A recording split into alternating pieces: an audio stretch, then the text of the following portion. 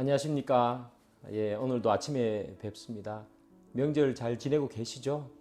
이제 오늘이 명절 마지막이고요. 또 연휴가 계속 이어지는데 여러분들 늘 건강하시고 또 주일에 예배 오실 수 있는 분들은 또 현장에서 예배 드리시고요. 힘드신 분들은 또 가정에서 꼭 예배들을 잘 드리시는 여러분 되기를 소망합니다. 기도하겠습니다. 하나님 감사합니다. 이 시간에 저희들이 하나님의 말씀을 듣기 위해서 이곳에 있습니다. 명절 가운데서도 저희들이 하나님의 말씀이 중요한 줄 알아 하나님 말씀 앞에 앉아 있사오니 하나님 저희들 가운데 함께 해주셔서 은혜가 있는 시간 또 저희들의 가운데 결단이 있는 시간 되게 도와주옵소서. 예수님의 이름으로 기도드립니다. 아멘. 네, 오늘 보실 하나님 말씀은 예레미야 40장 7절부터 16절까지입니다. 함께 보시겠습니다.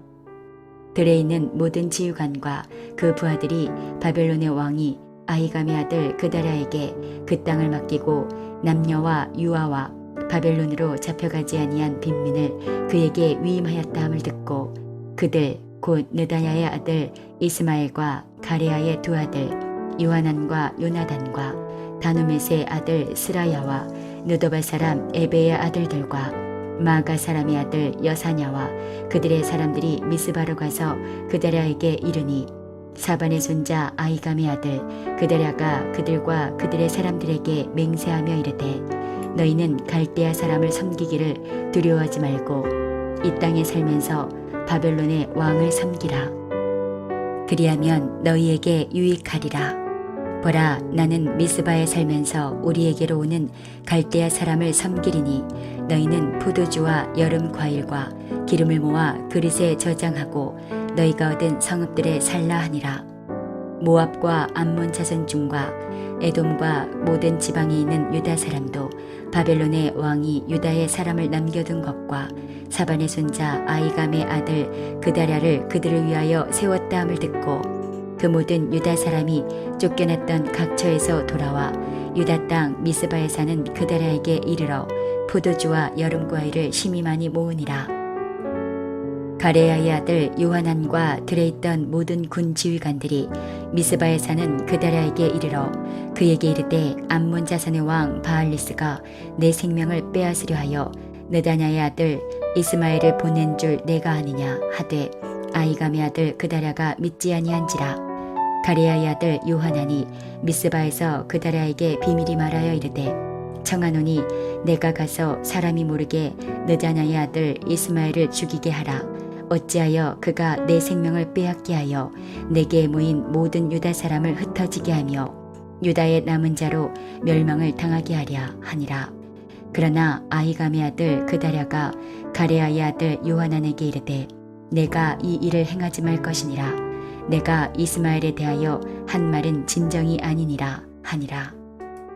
네, 오늘 말씀 잘 보셨죠? 오늘 말씀은 이제 예루살렘이 함락당하고 난 이후에 이야기들이 기록되고 있습니다. 예루살렘이 멸망을 당했습니다. 이스라엘 사람들이 바벨론으로 포로로 끌려갔습니다. 그런데 끌려가지 않고 유대 땅에 남은 사람도 당연히 있었겠죠. 그 사람들을 다스릴 유다 총독이 선임되었어요. 그 사람 이름은 바로 그다랴라는 사람입니다. 그런데 성경에 재미있는 표현이 하나 있어요. 7절인데요. 이런 말씀이 있어요. 바벨론으로 잡혀가지 아니한 빈민을 그에게 위임하고 라는 말이에요. 여자, 남자, 어린 아이들 그리고 누구냐면 빈민을 표현해요. 빈민. 왜 굳이 빈민이라고 표현했을까? 왜 가난한 사람들은 안 데리고 갔을까? 빈민의 반대말은 부자 아니겠어요? 부자는 바벨론으로 끌고 갔다는 얘기죠. 물론 모든 부자를 다 끌고 간 건 아니겠지만 부자들은 끌려갔다는 얘기예요. 왜 이것을 굳이 기록할까? 저는 그런 생각이 들었습니다. 유다에 살고 있는 부자들은 대부분 친애국 정책을 펼쳤어요. 바벨론에 반대했죠. 왕궁에 있는 왕과 고위 관리들조차도 다 친애국 정책이죠. 바벨론에 대해서는 싸우자 이렇게 이야기한 거예요.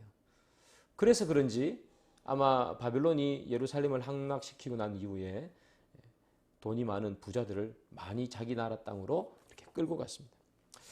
남아있는 사람들은 어떻게 생각했을까? 특별히 여기에 있는 빈민들, 가진 것이 없고 또 많이 배우지 못했겠죠. 그 사람들은 이 광경을 어떻게 볼까? 아무것도 가진 것이 없고 힘도 없는 우리는 그냥 우리 땅에 살고 있는데 그렇게 똑똑하고 많이 배운 사람들은 끌려가네? 이것들을 바라보면서 빈민들이 생각한 건 뭘까? 제가 한번 생각해 보니까 이런 생각했을 것 같아요. 아무리 많이 배우고 아무리 돈이 많고 아무리 똑똑해도 별것 없네 하는 거죠. 많이 배우고 또 가진 것 많고 똑똑해도 예레미야 말이 맞구나 하는 거예요. 그들이 아무리 머리가 좋아서 판단을 했어도 결국 예레미야 말이 맞았네. 예레미야 말이 맞았네라는 건 뭐죠?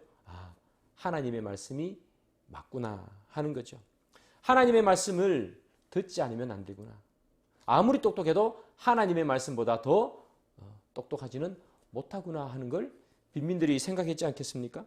그래서 여러분 고린도전서 1장 28절에는 이런 말씀이 있어요. 하나님께서 세상의 천한 것들과 멸시받는 것들과 없는 것들을 택하사 있는 것들을 패하려 하시나니. 천한 것들과 멸시받는 것들과 없는 것들을 택해서 있는 것들을 패하려 하신다. 꼭 이 말씀 아니겠어요? 그죠? 그래서 여러분 이 빈민들 그들이 생각한 것 사람이 똑똑한 것보다 하나님의 말씀을 의지해야 되는구나. 그래야 끌려가지 않는구나. 그 생각했다는 거죠. 여러분 세상에 많이 가지는 것 얼마나 좋겠습니까? 적게 가지는 것보다 많이 가지는 것이 중요하고 좋겠죠. 그런데 정말 우리가 가져야 하는 것은 뭐냐 하면 하나님의 말씀을 가져야 합니다. 세상의 것 다 가지고 하나님의 말씀이 없으면 아무런 의미가 없어요.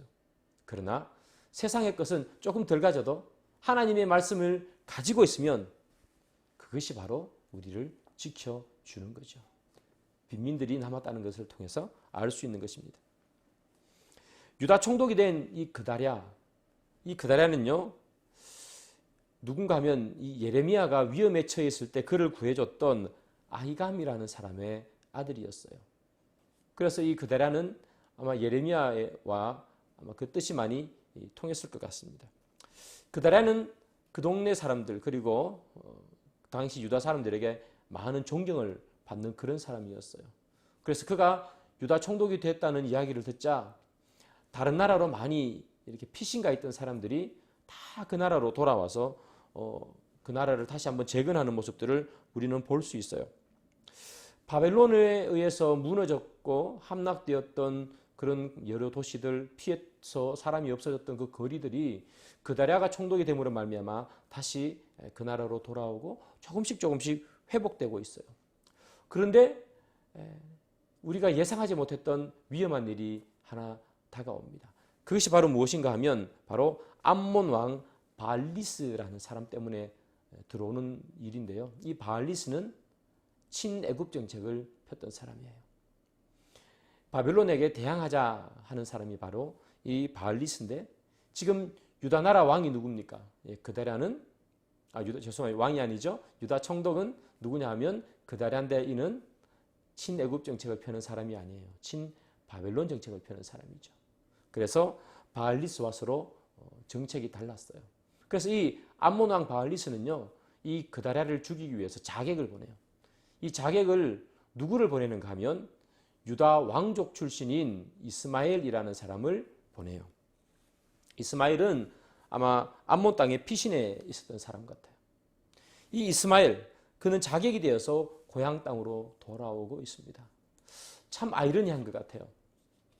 목숨을 부지하기 위해서 자기 나라를 등지고 다른 나라로 도망갔던 그 왕족이 이제는 잘 건설되고 있는 나라를 힘들게 하기 위해서 돌아오는 모습. 그게 얼마나 여러분 아이러니합니까? 이 이스마엘도 예레미야의 예언을 들었을 거 아니에요? 바벨론이랑 친해야 됩니다. 바벨론에게 항복해야 됩니다. 그래야 살 수 있습니다. 예레미야가 그렇게 소리 질렀던 것을 아마 이스마엘도 잘 알았을 거예요. 그런데 이 예레미야의 말을 듣지 않고 결국 예루살렘이 멸망당한 것, 이스마엘도 잘 받겠죠. 그러면 예레미야가 했던 그 말을 따라서 이제 바벨론에게 항복하고 그 예레미야의 예언대로 살아야 하는데도 불구하고 이 이스마엘은 그럼에도 불구하고 다시 자기 고향 땅으로 돌아와서 그다랴를 죽이려고 오는 거예요. 저는 이 모습 속에서 뭘 보는가 하면요. 참 사람이 바뀌지 않는다. 봤는데, 들었는데, 분명히 내 두 눈으로 분명히 봤는데 하나님의 말씀을 듣지 않으면 예루살렘이 멸망한다는 이야기를 예레미야가 한 것을 분명히 이스마엘도 봤을 텐데 보고도 똑같이 이 바벨론에 반대하는 정책을 펴고 듣고도 그렇게 하고 알면서도 반복하고 이 이스마엘 아닙니까? 근데 사실 이 이스마엘의 모습은 누구의 모습인가 하면 우리들의 모습이죠. 봤음에도 불구하고 그래도 내 고집대로 하고 들었음에도 불구하고 그리고 알면도 불구하고 내 고집대로 하는 거, 내 하고 싶은 대로 하는 거. 아마 이 이스마엘의 모습 속에서 우리의 모습이 있지는 않는가 그렇게 생각을 합니다. 여러분, 이 위험은 언제 올까? 평안할 때 오는 것 같습니다. 그다랴가 나라를 잘 수습하고 평안하게 회복해 나가고 있는데 그때 뭐가 들어오는 거예요? 위험이 들어오는 거죠. 아무도 모르게 비밀리에 들어오고 있는 것입니다. 우리 삶에도 마찬가지죠. 위험은 언제 옵니까? 평안할 때 옵니다. 이 그다랴가 나라가 잘 나갈 때 조금만 더 경계했으면, 조금만 더 주의를 잘 살폈다면 위험한 일이 벌어지지 않았을 텐데 우리도 마찬가지입니다. 여러분, 평안할 때 우리가 더욱더 긴장해야 됩니다. 마귀는 언제 틈탈까? 힘들고 어려울 때 우리에게 틈탈까요? 아닙니다. 힘들고 어려울 때는 우리가 정말 빡세게 하나님께 기도하지 않습니까? 그때 틈타는 것이 아니라 평안할 때, 이 정도만 되면 됐지 할 때 마귀는 우리에게 틈을 타서 공격하는 거예요. 평안할 때 더 우리 스스로를 보호할 수 있어야 합니다. 요즘 코로나19 때문에 평안한 사람이 뭐 얼마나 있겠습니까만, 그러나 여러분 가운데서 평안하고 또 여러분 가운데서 하는 일이 잘 되는 분들이 있다면 스스로 더 경계하시길 바라고요. 또 힘든 분들이 있다면 더 하나님께 의지해서 마귀가 틈타지 않도록 여러분들 스스로를 잘 지키는 여러분 되기를 소망합니다. 기도하겠습니다. 하나님, 저희들이 하나님의 말씀을 잘 지킬 수 있도록 주님 도와주옵소서.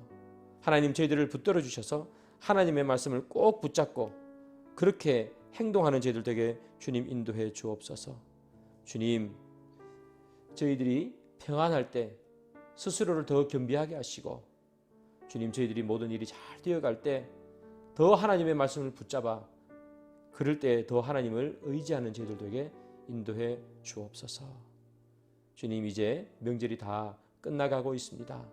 명절 때문에 힘들고 어려웠고 그리고 몸이 많이 피곤한 분들이 계시다면 하나님 평온케 하는 은혜도 허락하여 주옵소서. 예수님의 이름으로 기도드립니다. 아멘. 네, 감사합니다. 여러분들 많이 말씀 묵상하시고 또 기도하시고 그리고 실천하는 그런 여러분 되기를 소망합니다.